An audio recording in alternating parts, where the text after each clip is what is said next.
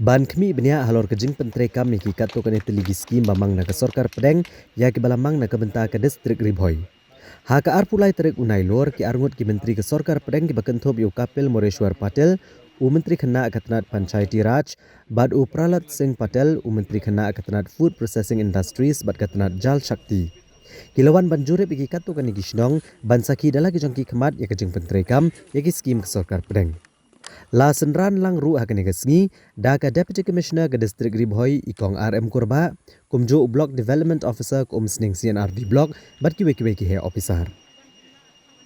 na kalyang ukapil Moreshwar Patel ula jure beki artli gishnong hapok sning CNRD block kata kishnong paham maulen bat lom umpi ha ka baw lalit ban jure beki Jingpyntrei ki skim kum ke MG NREGA PMAYG VLDP RGSA NRLM bat ki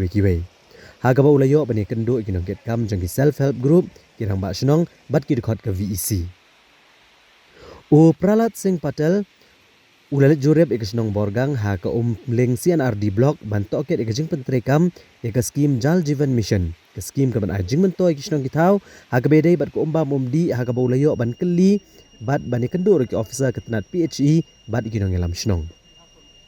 Haba kerana kinong thok kubor hadin ke jing jureb ikini gisnong. Kini ki Myntri ke Sorkar Pdeng kila penpau ke Jingkemen ke bakrau bani olah dala dia banjurep ke Jingpyntrei kami gini ki skim ki balamang da ke Sorkar Pdeng na gebenta ki Pynroi bagi Jingmentoi jeng ki patba ha ke bakila penpau ru bakat kum ke Jingjurep jengki kilalap bayak kini ki skim lalap ban Pynroi kam bha kum balamang da ke Sorkar Pdeng. विकल्प लिया है कि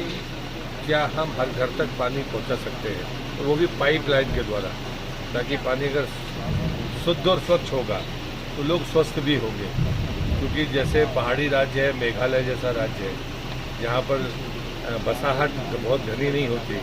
दूर दूर मकान होते हैं तो हम वहाँ पानी कैसे पहुँचा सकते हैं तो मुझे अच्छा लगा कि ग्रेविटी से पानी यहाँ पर आता है और ग्रेविटी से ही जाता है क्योंकि मूल बात है कि जहाँ पर वाटर सप्लाई होती है इलेक्ट्रिसिटी के बिल के बोझ के कारण कई बार वो नहीं चल पाती है तो ये भी तय हुआ है कि वाटर सप्लाई तो आ जाएगी लेकिन वो चलती रहे उसके मैकेनिज्म को देखना तो अगर ग्रेविटी से पानी आया और ग्रेविटी से जा रहा है तो एक बार जितना भी इसका प्यूरिफिकेशन हो सकता है वो बेहतर तरीके से हो सकता है तो मुझे लगता है कि ये